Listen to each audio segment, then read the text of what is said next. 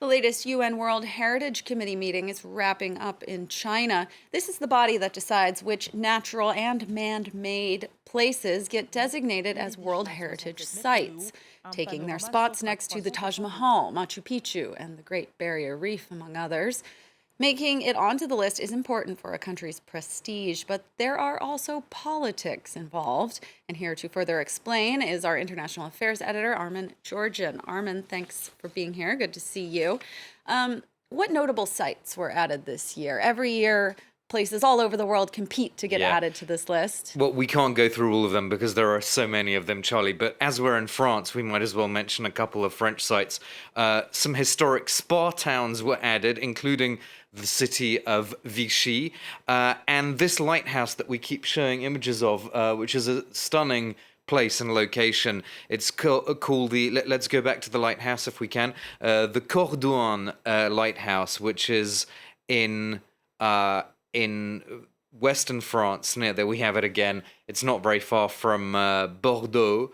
And I was just asking my French colleagues, actually, a lot of them hadn't heard of this. One said this is better known to lighthouse enthusiasts than to the general public. And this is part of the point, because getting on this list, as you said, yes, it is prestigious for a country, but it's also important to attract attention even inside a country, because people have not always heard of a World Heritage, newly anointed World Heritage site. And that means there might be, well, there's more media attention, obviously, now on this relatively unknown place. That probably means more tourism from inside the country itself.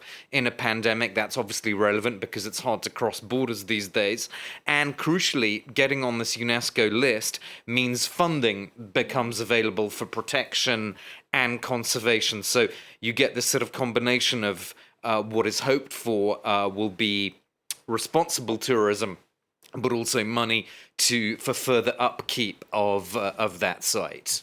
Now, these decisions are, of course, not without drama and politics behind them. And this year, there was a bit of a spat between Australia and China because the Great Barrier Reef's heritage status was threatened with being designated as endangered. What's the story behind that? Yeah, so let's rewind a bit. This came to a head a few weeks ago when Australia accused China of playing politics in UNESCO. Remember that China is chairing this meeting of the World Heritage Committee, which, as you said, Charlie, is wrapping up tomorrow on Saturday.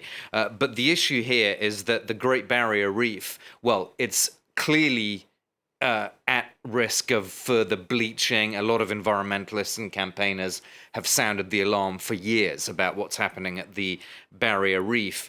But it does provide a lot of jobs and tourism for Australia. It attracted almost 3 million visitors a year and brought in billions of dollars through tourism. That was before the pandemic, before Australia closed its borders. But here's the issue. Even if Australia reopens again, if the reef is then designated a protected site, that probably means a lot fewer tourists, much less money coming into the coffers. And this is why some Australian government officials said, well, China is trying to organise an economic hit on the Australian economy by pushing, allegedly, for this protected status. It's just an example of how politics plays out at UNESCO, despite high-minded principles of cultural cooperation. Very interesting. Behind the scenes insight. Armen Georgian, our international affairs editor, thank you so much for joining us. Thank you.